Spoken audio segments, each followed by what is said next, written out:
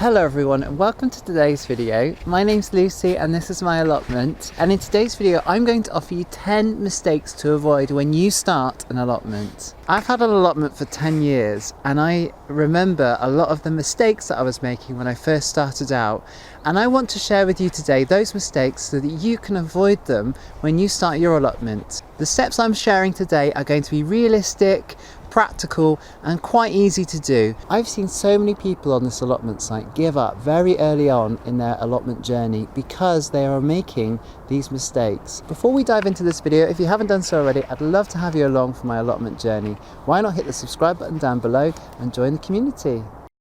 Mistake number one was not looking at all the individual elements of my allotment enough. I have a huge apple tree at the bottom and that casts a lot of shade over the beds down there. I also have fruit bushes and trees that I didn't know about originally because the grass was really high. I would recommend grabbing a strimmer and cutting down the grass so you can see what's underneath. Ask your plot neighbours or the site rep that you're seeing if there was anything growing there before, and get a good sense of what might be growing there at the moment. Add some gentle layers of compost on top of your beds and see what comes up. You might have some freebie plants there, like parsnip seeds that may have germinated. You might have some salads that grow up. It's really good to do that because if you haven't got a lot of money, then you might find that you have lots of crops already ready to grow. Mistake number two was not doing my wood chip paths. Wood chip is an incredible resource on your allotment if you can get hold of it, and you can make really neat paths. I would recommend starting there first on your allotment because then you can work out how many beds you might want. You can make sure that they're wide enough for your wheelbarrows. You can make little access routes to compost bays, to a shed. It's so good for mapping out the structure of your allotment, and it will make you feel instantly better getting a wood chip path done on your allotment. Mistake number three was not investing in fruit bushes and trees early enough.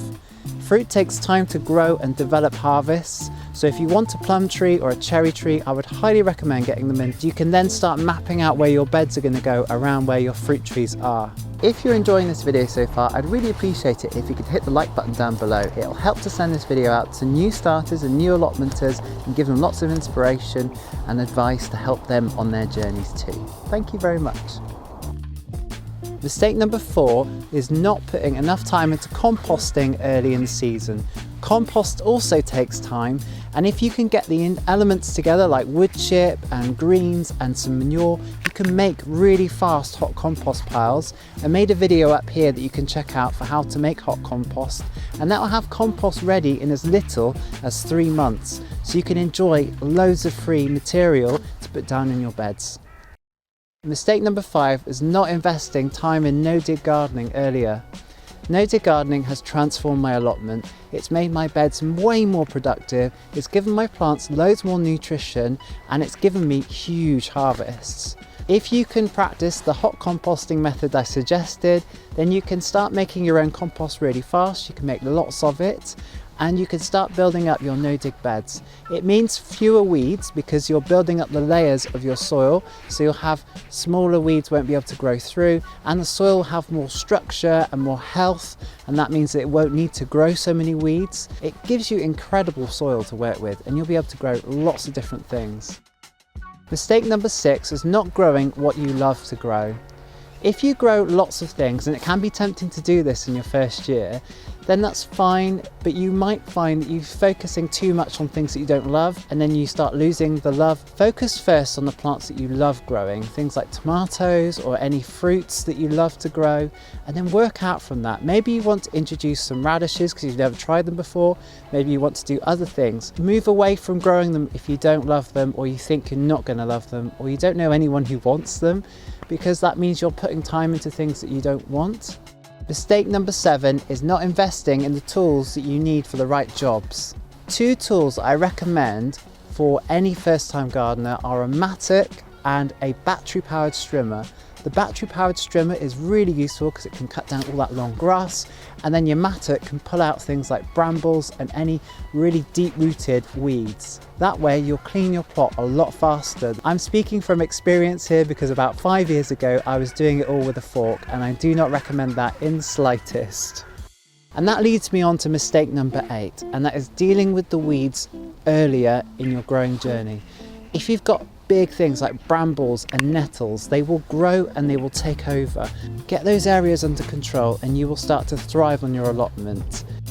Mistake number 9 was not doing enough research into the gardening methods that would help me to thrive. If I'd known about no-dig gardening properly when I first started this allotment, I would be thundering away by now. But I'm finally starting to catch up on this site.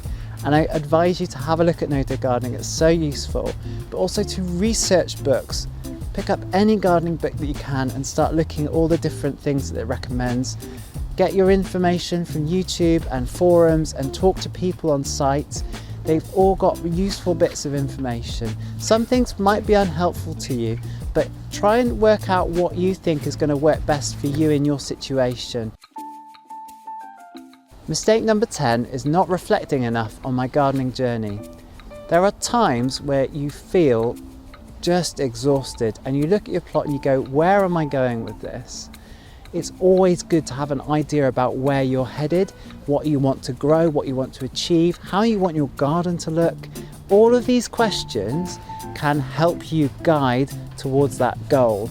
And if you get that established earlier on and you take time, 5 minutes, 10 minutes every day, just have a look at what you've done, look at the progress you've made, appreciate where you are, why you're here, and where you want to go to, and you will thrive this year. You'll have a fantastic gardening year, I know it.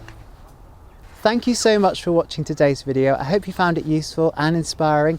Drop me a comment, what have you found inspiring in your gardening journey so far? You can watch more of my videos over here.